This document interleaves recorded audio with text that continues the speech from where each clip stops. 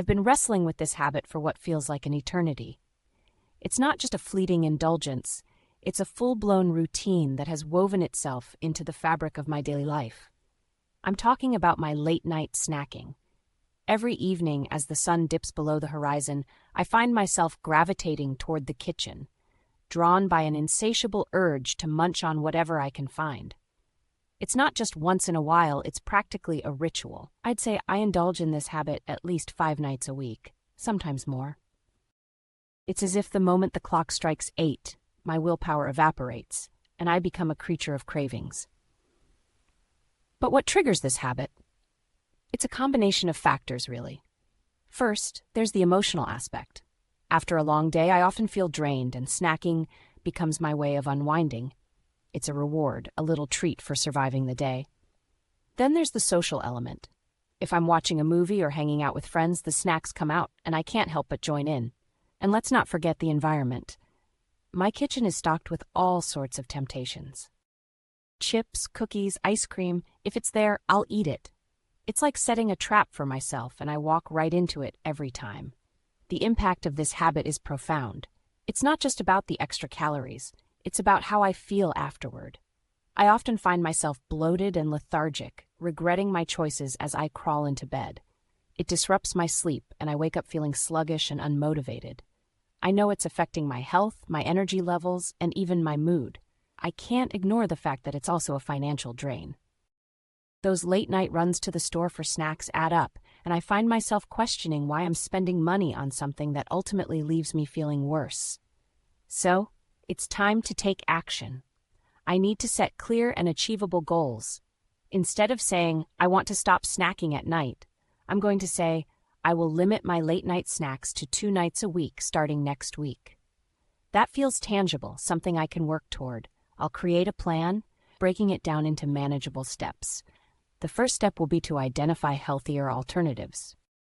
Instead of reaching for chips, I could keep some fruit or yogurt on hand. I'll also set a specific time for my last meal of the day, perhaps around 7, to help curb those cravings. Writing it down is crucial. I'll document my goals and my plan in a journal. There's something about putting pen to paper that solidifies my commitment. It becomes a contract with myself, a promise to do better. I'll also track my progress, noting the nights I succeed and the nights I falter. This will help me see patterns and understand what works and what doesn't. Replacing the bad habit with a positive one is essential. I need to find something to fill that void left by late-night snacking. Maybe I can take up a new hobby, like reading or drawing, to keep my hands busy. I could also start a nightly walk, something to get me out of the house and away from the kitchen. It's important that whatever I choose is enjoyable. Otherwise, I'll be fighting against myself. If I can find fulfillment in the new activity, I'm more likely to stick with it. Changing my environment is another key step. I need to remove the triggers that lead me to snack mindlessly. That means cleaning out my pantry and only keeping healthy options available. I'll also avoid buying snacks that I know will tempt me. If they're not in the house, I can't eat them. I'll create a supportive environment by surrounding myself with friends who understand my goals. Maybe I can even join a group focused on healthy living, where we can share our struggles and successes. Accountability is crucial. I'll share my goals with a close friend who can check in on me.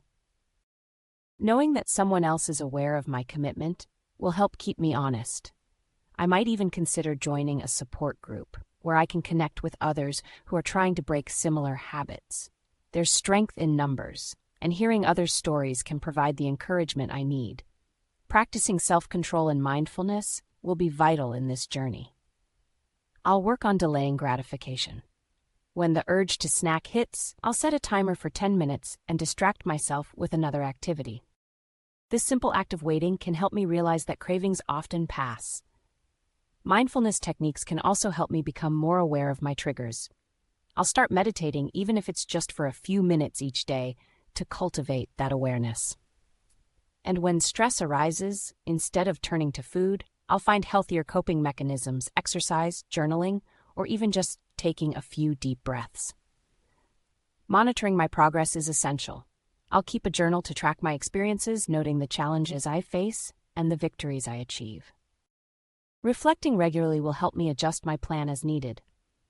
I'll celebrate the small victories, acknowledging that each step forward is a step in the right direction.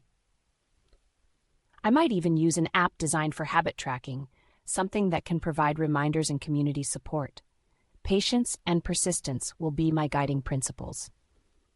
I need to remind myself that change doesn't happen overnight. There will be setbacks, and that's okay. I'll stay positive, focusing on the benefits of breaking this habit rather than dwelling on the difficulties. And when I reach milestones, I'll reward myself, maybe with a day out or a little treat that aligns with my goals. Breaking this habit is not just about stopping late-night snacking. It's about reclaiming my life. It's about feeling energized, healthy, and in control. I know it's a journey, but I'm ready to take the first step. I'm ready to change.